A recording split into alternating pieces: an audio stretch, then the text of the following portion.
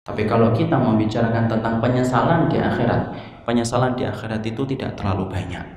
Disampaikan oleh Allah beberapa sifatnya secara global supaya kita menjadi orang yang pandai mengambil ibrah dalam kejadian kita di masa mendatang, supaya kita mampu menghindarkan dalam kehidupan kita yang singkat, supaya kita tidak mewujudkan penyesalan dalam kehidupan kampung akhirat kita.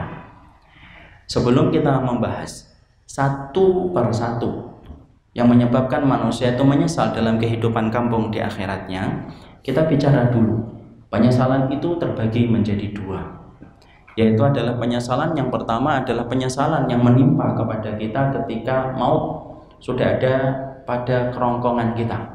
Pada saat itulah penyesalan kita membayangkan tentang kehidupan yang akan kita tinggalkan. Sebagaimana Fir'aun ketika menyesal ditenggelamkan dengan gelombang air laut, kemudian dia menyesal dan mengatakan beriman kepada Rabbnya Musa. Itu penyesalan yang pertama, tapi masih hidup di dunia. Penyesalan itu adalah penyesalan yang tidak mengembalikan keadaan. Fir'aun walaupun mengatakan beriman kepada Rabbnya Musa, tapi ketika dia mengikrarkan pengakuan itu ketika maut ada di kerongkongannya, maka Allah menolak penyesalan yang dikeluarkan oleh Fir'aun, dan Allah tidak menganggap kebaikan sedikit pun pada Fir'aun, dan Allah menetapkan Fir'aun sebagai penghuni neraka. Penyesalan yang pertama manusia itu ketika dia berada di ujung kematiannya.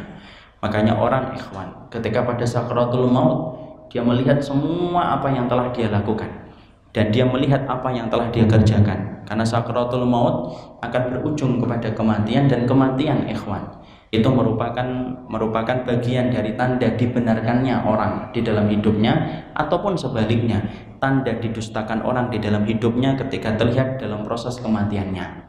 Makanya kita lihat Rasulullah mengatakan dalam hadis yang sahih, innamal a'malu bil khawatim. Segala amal itu tergantung bagaimana penutupnya.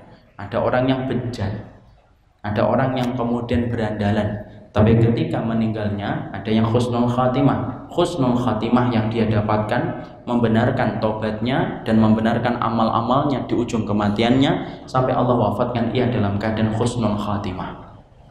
Sebagaimana sebaliknya yang kita khawatirkan, ada orang yang kemudian berlimpah dengan amal ibadahnya, berlimpah dengan ketaatannya, tapi di ujung kematiannya ternyata dia mendapatkan su'ul khatimah, maka Allah mendustakan semua ibadahnya ketika kemudian dia mati dalam keadaan su'ul khatimah. Kenapa? Semua tergantung pada proses sakaratul mautnya ana dan antum, dan semua tergantung bagaimana kematian kita nanti.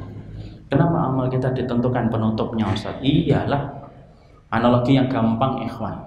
Kalau antum sholat asar 4 rakaat, kemudian rakaat yang pertama khusyuk, rakaat yang kedua nangis-nangis, rakaat yang ketiga khusyuk luar biasa, rakaat yang keempat kentut, sudah selesai 3 rakaat yang pertama. Tidak ada manfaatnya. Kenapa? Ditentukan pada proses akhirnya.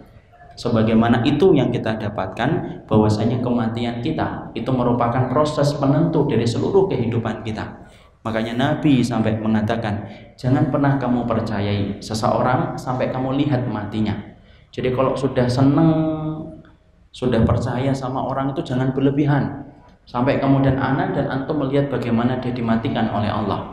Sebagaimana antum ketika benci dan mendustakan seseorang, jangan sampai berlebihan, sampai kemudian kita melihat bagaimana kematiannya. Kematian itu proses Allah membuka tabir atas apa yang kita tidak lihat selama seumur hidupnya.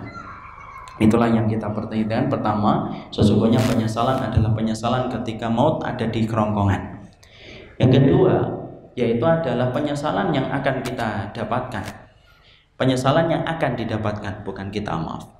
Penyesalan yang kedua adalah penyesalan yang didapatkan ketika seseorang itu telah meninggal dunia di alam barzah, dikumpulkan di alam mahsyar, menghadapi berbagai macam mizan yang Allah tegakkan, dan menghadapi bagaimana detailnya hisab. Disitulah ada penyesalan-penyesalan yang dia miliki, dan itulah yang disebut dengan penyesalan yang kedua. Penyesalan yang terjadi bukan dalam hidup, tetapi penyesalan yang terjadi dalam kehidupan kelak kita di akhirat. Maka setelah kita mengetahui bahwasanya penyesalan itu ada dua, sekarang mari kita perhatikan bagaimana Allah itu memberikan petunjuk kepada perkara-perkara yang menjadi penyebab penyesalan manusia ketika di kampung akhirat mereka. Satu-satu akan kita pelajari sebagaimana yang disampaikan oleh Allah Subhanahu wa taala. Maka yang pertama, ya. Yang pertama yang menjadikan orang itu menyesal, yaitu adalah sebagaimana Allah sampaikan di dalam surat Al-Kahfi 42. Di dalam surat Al-Kahfi 42 Allah kemudian menyampaikan bagaimana perkataan para penduduk neraka ketika mereka dicemplungkan oleh Allah ke dalam neraka. Yaitu adalah ketika mereka mengatakan ya laitani lam usyrik bi rabbi ahada. Para penduduk neraka itu ketika mereka dimasukkan oleh Allah ke dalam neraka, mereka mengatakan ya laitani lam usyrik bi rabbi ahada.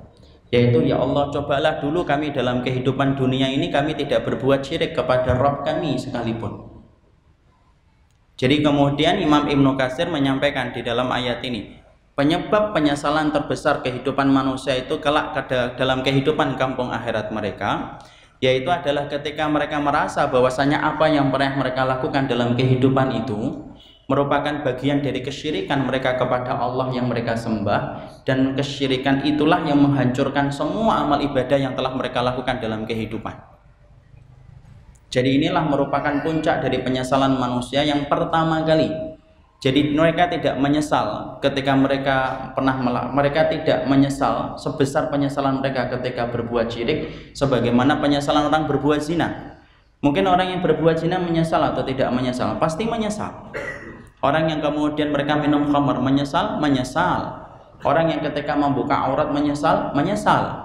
Tapi sesungguhnya penyesalan mereka tidak sebanding dengan penyesalan mereka yang pertama, bahwasanya dulu kalau mereka dalam kehidupan dunia, coba kalau kami ini tidak berbuat syirik kepada Rabb kami.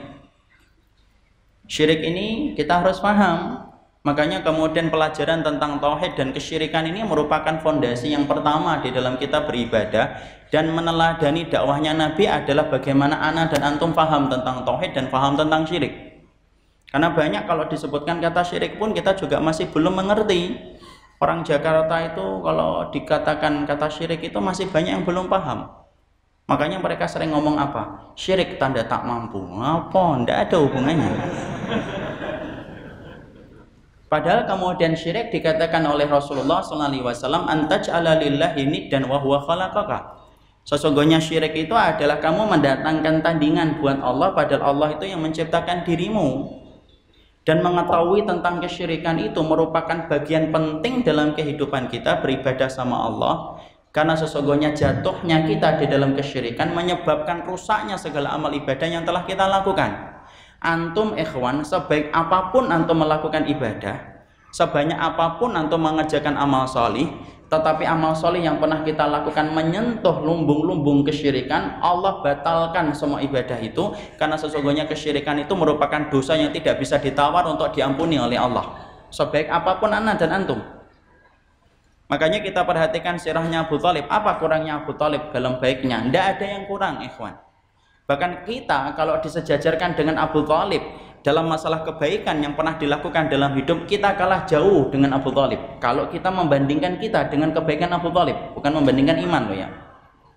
Kebaikan Abu Thalib itu begitu berlimpah dalam kehidupan beliau, sampai kemudian dia rela diembargo bersama Rasul. Sampai kemudian orang musyrikun mereka urung untuk menghunuskan pedang kepada Muhammad karena ada orang yang menjaga Rasulullah, yaitu adalah Abu Thalib. Orang yang kemudian rela dihujat oleh orang Quraisy di Mekah gara-gara menemani keponakan Abu Thalib. Tapi ketika Abu Thalib dengan semua kebaikan yang pernah dilakukan dalam hidupnya, satu saja, dia kemudian menolak untuk mengikrarkan syahadatnya di hadapan Rasul di akhir kehidupannya. Ketika kemudian Rasulullah itu berkata lembut kepada Abu Thalib, kulli kalimatan uhaju bika indallah. Wahai pamanku, tolong dan ucapkan satu kalimat saja yang mampu aku jadikan hujah kelak pada waktu hari kiamat untuk dirimu. Lalu kemudian ada Abu Jahal yang ada di sampingnya Abu Thalib, kemudian menimpali perkataan Rasul dengan berkata, atarghabu am millati abaina Abdul Muthalib. Abu Thalib, emang kamu mau tinggalkan ajaran anak moyang kita? Farafadha. Dia menolak perkataan Rasul dan memilih apa yang disampaikan oleh Abu Jahal. Apa yang terjadi kepada Abu Thalib? Apakah semua kebaikan Abu Thalib itu mendapatkan api neraka? Tidak, ikhwan. Maka sesungguhnya salah satu ayat yang berkaitan erat tentang Abu Thalib sebagaimana dalam surat Al-Ghasyiyah ayat yang ketiga dan ayat yang keempat, yang rata-rata dihafalkan oleh anak-anak kita dan adik-adik kita, di mana orang tuanya kadang-kadang tidak hafal. Amilatun nasibah tasla naron hamiyah. Berapa banyak orang yang mereka itu beramal di dalam kebaikan dan kepayahan, tetapi justru tidak mendapatkan surga, tetapi mendapatkan api neraka yang menyala-nyala, bukan karena mereka itu nganggur, bukan karena mereka tidak berimal, bukan karena mereka tidak berbuat kebaikan, enggak, mereka beramal, mereka berbuat kebaikan, tapi ternyata ketika mereka melakukan itu, mereka mencampurkan dengan kesyirikan, bukan surga yang mereka raih, tetapi neraka yang mereka dapatkan. Ya? Makanya syirik itu bukan perkara yang kecil.